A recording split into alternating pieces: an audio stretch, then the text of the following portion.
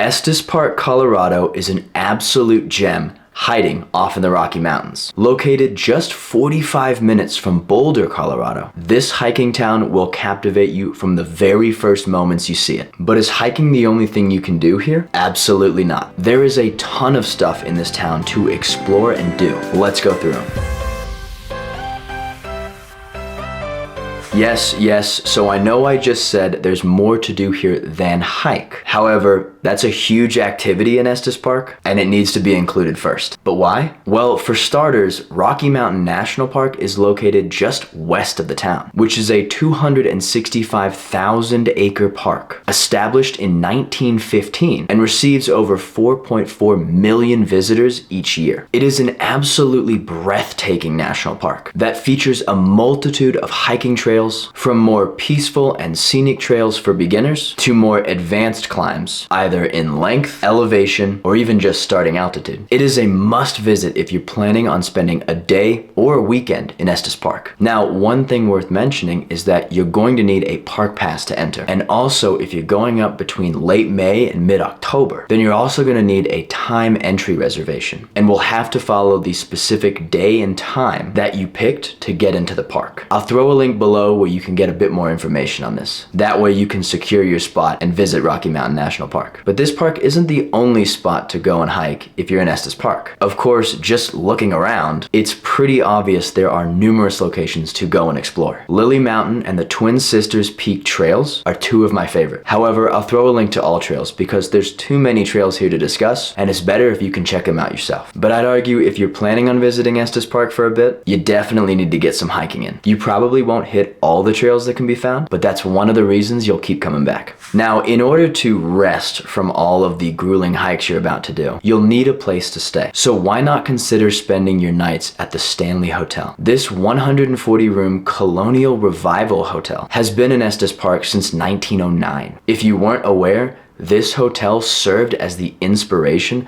for Stephen King's Outlook Hotel in The Shining. He came and visited Estes Park back in '74. Now, this hotel is seated right at the center of Estes Park, yet is secluded enough from the rest of the town that it offers you unimpeded views of the Rocky Mountains, quite literally in all directions, as well as opportunities to enjoy some peace and quiet. Now, there are 4 different ways you can stay at the Stanley. You can obviously stay at the Grand Heritage Hotel, which provides a more historic experience. I will say, rumor has it it's haunted. You can stay at the Lodge, which is a more boutique style location just off to the side of the main hotel. You also have Aspire, which is a more modern style hotel at the Stanley, complete with a spa and a new rooftop wellness deck. But my personal favorite, as I've stayed there before, are the Residences. These are private condos that are perfect for groups. They create a very mountain home aesthetic to it that adds to the overall experience in Estes Park. Plus, after a long day of hiking, you're gonna want to kick back in the hot tub and give your legs a rest. Believe me,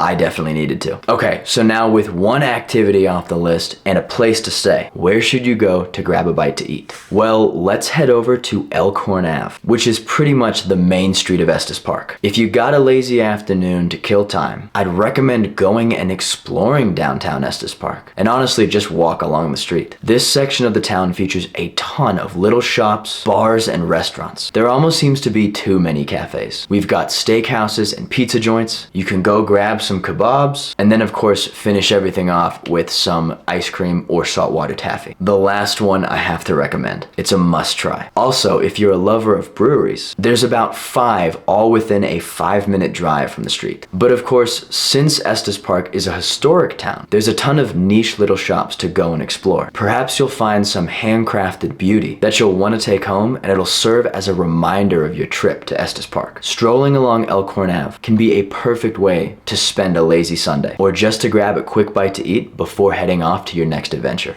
Now, next on our list might not be for everybody, but I have to include it because the views from this location are absolutely breathtaking. But if you're a golf fan, then I strongly recommend spending a day at the Estes Park Golf Course. This 18-hole course sits on the eastern side of town and offers incredible views of the mountains, pretty much in all directions. I know in other videos I talk about golfing in the suburbs along the Front Range and how the views views are incredible, but now you're in the mountains, and it couldn't be better. It is absolutely stunning along this course, and it can serve as a fantastic way to spend an afternoon, especially if you're recovering from yesterday's hike and looking forward to enjoying your dinner later that evening in downtown Estes Park. The course is relatively compact for obvious reasons. They're not spread out over a large section of the surrounding neighborhoods. So if you have a mean slice to your drive, well, keep an eye on that. I'll throw a link below where you can check out some more information. And so now, if golf is not necessarily your thing, we do have another spot in Estes Park that's perfect for a little laid-back activity. So let's take some time and relax along Lake Estes. This lake is quite literally the first thing you'll see as you're coming into Estes Park. Okay, maybe after you've stopped looking at the mountains, but there is so much to do here. The Lake Estes Trail, which is a 4-mile loop that envelops the entire lake, is a fantastic and easy trail to go on